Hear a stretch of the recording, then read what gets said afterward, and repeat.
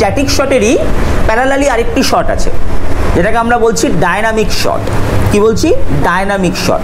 এখানে আবার ঠিক উল্টোটা, এখানে কিন্তু ক্যামেরা মুভমেন্ট করবে কিন্তু ক্যারেক্টার ফিক্স থাকবে। ধরো সাপোজ আমার সামনে ঋষিতা বসে আছে, আমি ঋষিতাকে বিভিন্ন অ্যাঙ্গেল থেকে নেব, বাট ঋষিতা কোনো রকম পরিবর্তন করবে না।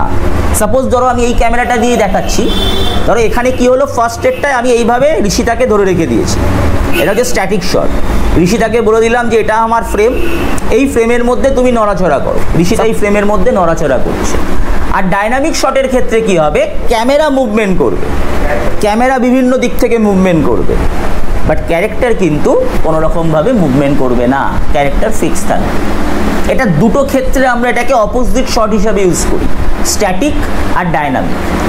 আমরা কখনো স্ট্যাটিক নিই, আমরা কখনো ডায়নামিক নিই। এটা কিন্তু আবারও বলছি, এটা কিন্তু কনসেপ্টের উপর বেস করে হয়, যে আমি কোন চরিত্রটা কোন ক্যারেক্টারের ক্ষেত্রে বা কোন ধরনের স্টোরি আমি তো মানে করছি, তার উপর বেস করে কিন্তু এই স্ট্যাটিক আর ডায়নামিক নেওয়া হয়।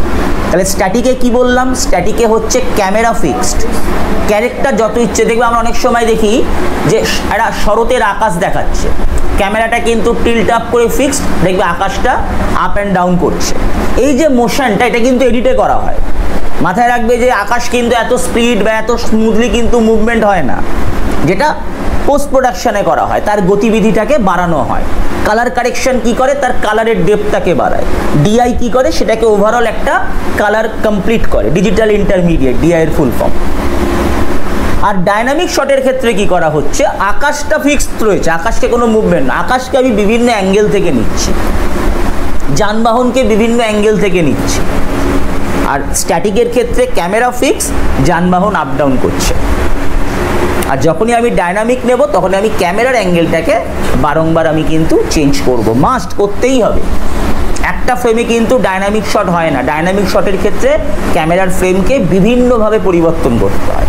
তখন আমি প্যান ইউজ করতে পারি, তখন আমি মুভমেন্ট অফ দ্য ক্যামেরা, তখন আমি টিল্ট আপ ইউজ করতে পারি, টিল্ট ডাউন ইউজ করতে পারি, আমি বিভিন্ন জিনিসকে ইউজ করতে পারি। ডায়নামিক শটসের ক্ষেত্রে মোস্ট ইম্পর্টেন্ট যে শটগুলো, আমরা কোন শটগুলো নিতেই হবে। সাপোজ আমরা কিছুদিন আগে একটা শর্ট ফিল্ম করেছিলাম, যেখানে এই শটগুলো নিতেই হবে।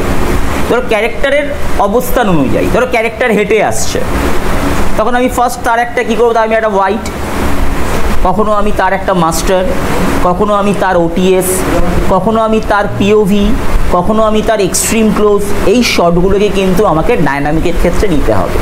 আর মাথায় রাখতে হবে, ডায়নামিক আর স্ট্যাটিক যদি আমি একই সাথে নিই, একই সিনের কম্পোজিশনে, এডিটের ক্ষেত্রে সেটা কিন্তু এডিটারের কাছে মানে বলা যেতে পারে একটা বড় অস্ত্র।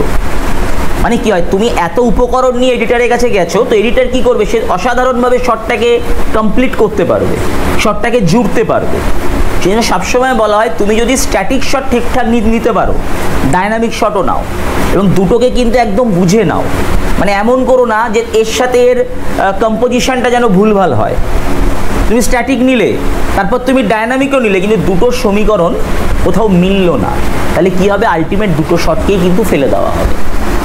যেমন আমি ওকে দিয়ে এক্সাম্পল দিলাম যে আমি ওকে স্ট্যাটিক শটেও নিলাম, এবার আমি ওকে মনে করলাম যে কিছু কিছু ক্ষেত্রে আমি ওকে ডায়নামিক শটসেও নেব।